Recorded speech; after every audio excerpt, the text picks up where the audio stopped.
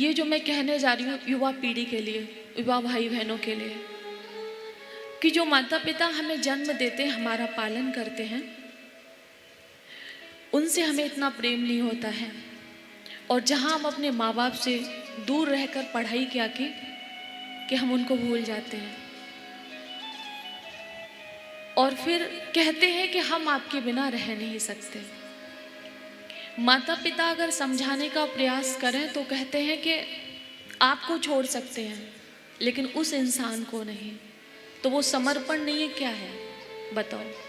कि आपने अपने आप को किसी दूसरे को दे दिया, फिर आप अपने नहीं रहे, आपका स्वयं पर कोई अधिकार नहीं रहा, तभी तो आप कहते हो कि हम उसके बिना रह नहीं सकते, आपको छोड़ सकते हैं।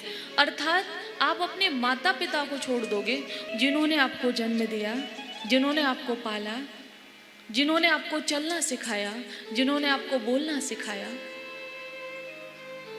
समझ रहे हो?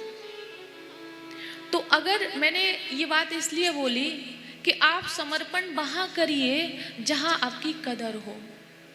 तो कदर कौन करता है? ईश्वर। वो तो 4 दिन बाद छोड़ देते हैं।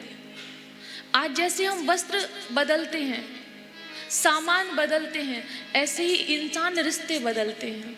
आज हम वस्त्रों से ऊब जाते हैं, सामान से ऊब जाते हैं, और जिनके पास बहुत धन होता है वो घर से भी ऊब जाते हैं, तो फिर घर भी बदल देते हैं, शहर बदल देते हैं। और वैसे ही इंसान को ऐसा चेंज करने की आदत हुई है कि रिश्ते ही बदल लेते हैं। जो कहते हैं हम तुम्हारे बिना जी नहीं सकते, वो ही कहते हैं अब तुम्हारे साथ हम रह नहीं सकते। समझ रहे हैं आप लोग? तो समर्पण आप वहां पे करिए, आप आश्रय उनका लीजिए जो आपको किसी भी स्थिति में छोड़ते नहीं है। सही वस्तु का, सही व्यक्ति का, सही स्थान का चुनाव करना आपके विवेक के ऊपर निर्भर करता है। और विवेक का उदय तब होता है जब आप सत्संग करते हैं, किसी सद्गुरु के चरणों में बैठकर ज्ञान अर्जित करते हैं।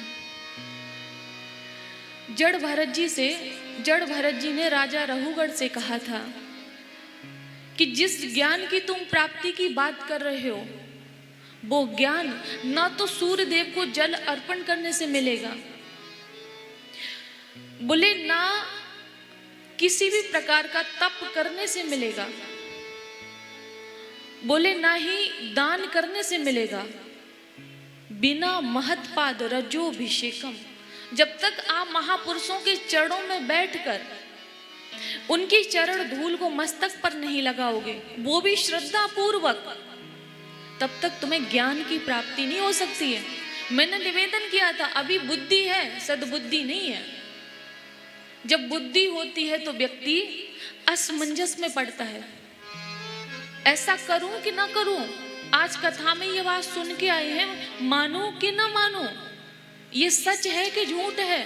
अरे वो बोल रहे हैं, वो कह रहे हमने पढ़ा है, भाई हमने तो नहीं पढ़ा, तुम कैसे मानना? ये दिमाग है, अर्थात ये बुद्धि बोल रही है, सद्बुद्धि नहीं है।